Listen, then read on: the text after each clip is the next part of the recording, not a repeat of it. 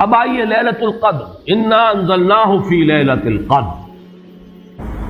اس قدر سے مراد کیا ہے؟ اس کے ضمن میں تین آراء ہے کہ جو ملتی ہیں، دو بہت مشہور ہیں، تیسری ذرا ایک شاذ رائے ہے، لیکن یہ کہ بہرحال وہ بھی میں چاہتا ہوں کہ آپ کے علم میں آ جائے۔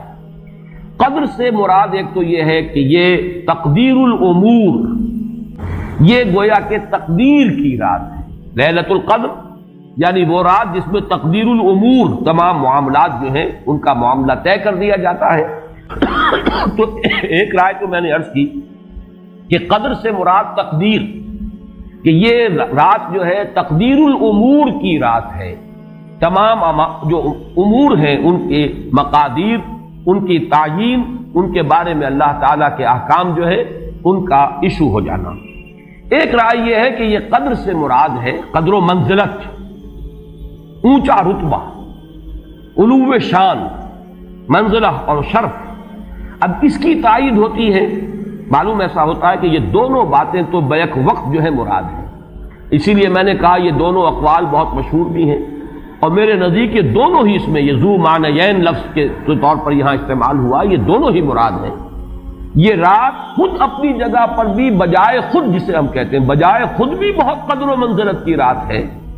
اور اس شب میں 1 سال کے معاملات جو ہیں وہ فرشتوں کے حوالے کر دیے جاتے ہیں۔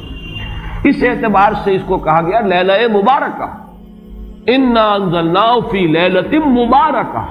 یہ خود مبارک ہے، اس کے اندر برکتیں ہیں، اس کے اندر عظمت ہے، اس کی اپنی شان بلند ہے، علو مرتبت کی حامل ہے یہ رات۔ یہ دو مفہوم جو ہیں، جب تو میں نے جیسا کہ عرض کیا یہ تو بہت کثرت کے ساتھ ہیں اور یہی زیادہ مشہور بھی ہیں۔ ایک تیسرا مفہوم جو شاذ ہے، جو لیا گیا قدر سے، کہ قدر کا ایک مفہوم ہے تنگی کا بھی، جیسے کہ سورۃ الفجر میں ہم پڑھ چکے ہیں، فَأَمَّا الْإِنسَانُ إِذَا مَا ابْتَلَاهُ رَبُّهُ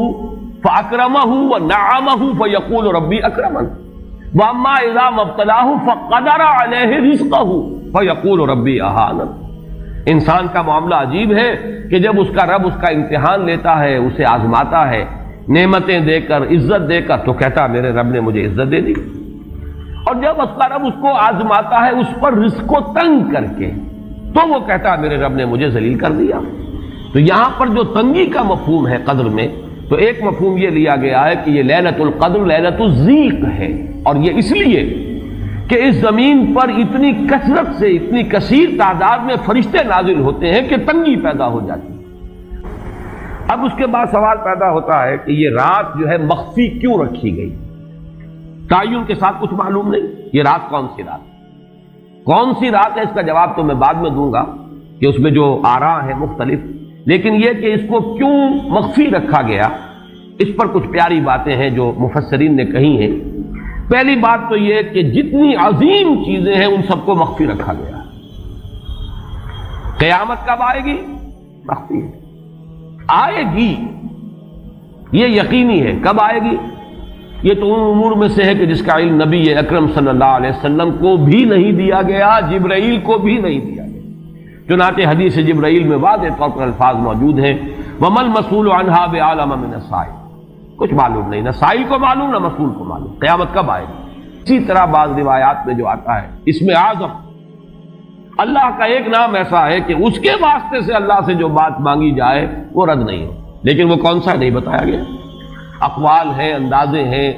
حی و قیوم پر زیادہ، الحی القیوم پر زیادہ لوگوں کا جو ہے وہ اجماع ہوا ہے، لیکن یہ کہ یقین سے نہیں کہہ سکتے۔ تو اسی میں اس کو بھی نوٹ کر لیجئے کہ اس کو مخفی رکھا گیا ہے لیلۃ القدر کو۔ لوگ زیادہ سے زیادہ محنت کریں، زیادہ سے زیادہ مشقت کریں، اس کے لیے جو بھی اس کی قدر و منزلت سے کسی درجے میں آگاہ ہے، وہ اگر معین ہی ہو جاتا کہ ایک شب یہ ہے تو پھر تو سب کے سب اس رات میں محنت کر لیتے، باقی راتیں جو ہیں وہ پھر سونی اور ویران گزرتی۔ لیکن یہ کہ مطلوب یہ ہے کہ زیادہ سے زیادہ راتیں آباد ہوں، زیادہ سے زیادہ راتوں میں ذکر ہو، عبادت ہو، دعا ہو، اس لیے اس کو مخفی رکھا گیا، یہ حکمت ہے۔ اس میں بھی ایک عجیب نکتہ ہے جو امام راضی رحمۃ اللہ علیہ نے بیان کیا ہے، اور حوالہ اگرچہ نہیں دیا اس حدیث کا، لیکن ایک روایت کے حوالے سے بات بیان کی ہے کہ اس کے ظاہر نہ کرنے میں بھی اللہ کی ایک شفقت اور رحمت ہے بندوں کے حق میں، اس لیے کہ اس کی قدر جتنی زیادہ ہے اتنی ہی اس کی ناقدری پر سزا ہوگی۔ اگر معلوم ہو کہ یہ شب ہے اور اس کی ناقدری کوئی انسان کرے تو گویا کہ پھر وہ اتنا ہی زیادہ مورد عقاب اور مورد سزا بن جائے گا۔ اس کے لیے ایک بڑا پیارا واقعہ نقل کیا امام راضی نے کہ حضور صلی اللہ علیہ وسلم حضرت علی رضی اللہ تعالی عنہ ایک روز مسجد میں داخل ہوئے،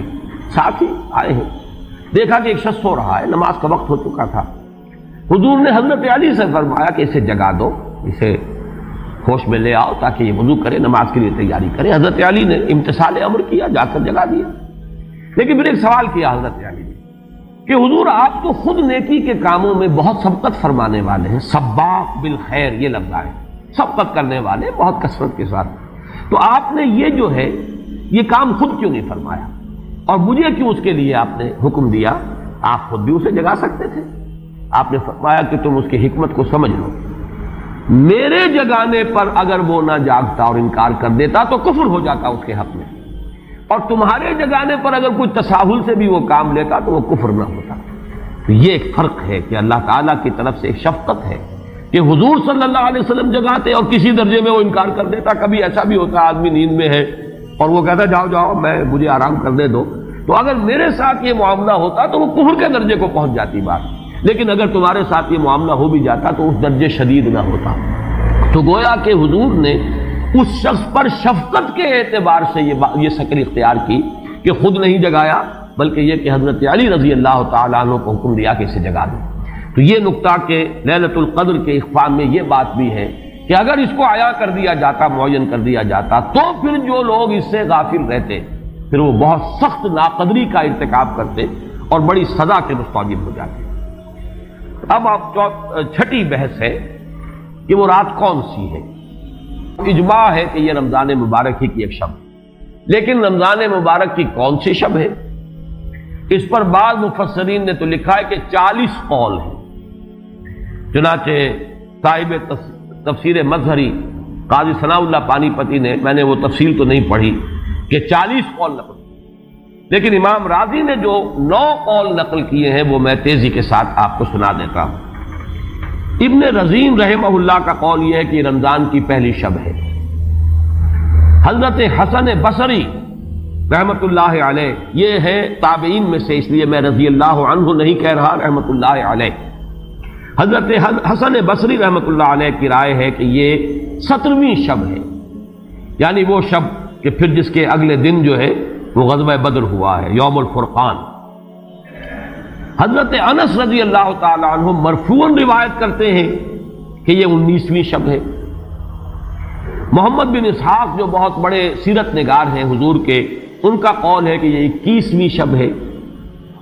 حضرت عبداللہ ابن عباس رضی اللہ تعالی عنہما سے قول جو ہے مروی ہے کہ یہ 23ویں شب ہے۔ حضرت عبداللہ ابن مسعود رضی اللہ تعالی عنہ سے مروی ہے کہ یہ 24ویں شب ہے، اور اس کو میں ذرا اہمیت دیتا ہوں اس لیے کہ 24ویں شب جو ہے سورہ علق کی ابتدائی آیات کے نزول کے ضمن میں کچھ حساب کتاب کے جوڑنے سے 24ویں اور 25ویں شب کا بھی معاملہ جڑتا ہے، جو کہ میں نے آپ کو سورہ علق کے درس کے دوران بتایا تھا۔ اس کے بعد حضرت ابو ذر غفاری رضی اللہ تعالیٰ عنہ کا قول ہے کہ یہ 25ویں شب ہے۔ اس کے بعد حضرت ابی ابن کعب رضی اللہ تعالیٰ عنہ کا قول ہے، یہ وہ ہے جن کو کہ حضور نے خود فرمایا کہ اقرأہم ابی ابن کعب، قرآن مجید کے سب سے بڑے قاری حضرت ابی ابن کعب ہے رضی اللہ تعالیٰ عنہ، اور ان کے بھی سینے پر آپ نے تھپکی دی تھی کہ ایک سوال کیا آپ نے کہ سب سے عظیم سورت کون سی ہے، اور جب انہوں نے صحیح جواب دے دیا سورہ فاتحہ، تو پھر یہ کہ اس پر حضور نے تھپکی دی کہ تمہیں اللہ تعالیٰ نے بہت صحیح مناسبت عطا کی ہے علم کے ساتھ۔ ان کی اور صحابہ میں سے بہت سے لوگوں کی رائے، یہاں تک کہ یہ کہا جا سکتا ہے کہ بقیہ اقوال جو ہیں وہ شاذ کے درجے میں ہیں، اور یہ گویا کہ اگر اجماع نہ کہا جائے تو بہت حد تک اتفاق کے درجے میں ہے کہ یہ 27ویں شب ہے۔ اور اس 27ویں شب کے ضمن میں حضرت عبداللہ ابن عباس سے ایک روایت میں پہلے آپ کو بتا چکا ہوں کہ 23ویں شب، لیکن 27ویں شب کے ضمن میں جو مختلف روایات حضرت عبداللہ ابن عباس رضی اللہ تعالی عنہما سے مروی ہیں، ان میں بھی کچھ لطیف نکات ہیں، وہ میں بعد میں بیان کروں گا۔ اس کے بعد ایک شاذ قول اور بھی ہے کہ یہ 29ویں شب ہے۔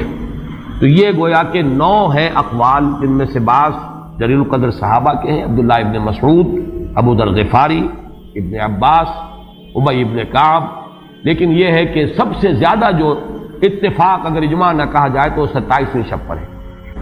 اللہ تعالی ہم سب کو یہ لیلہ قدر اور لیلہ مبارکہ جو ہے اس کی برکات سے اور اس کی قدر و منزلت سے اور اس کے خیرات و حسنات سے متمتع ہونے کی توفیق عطا فرمائے۔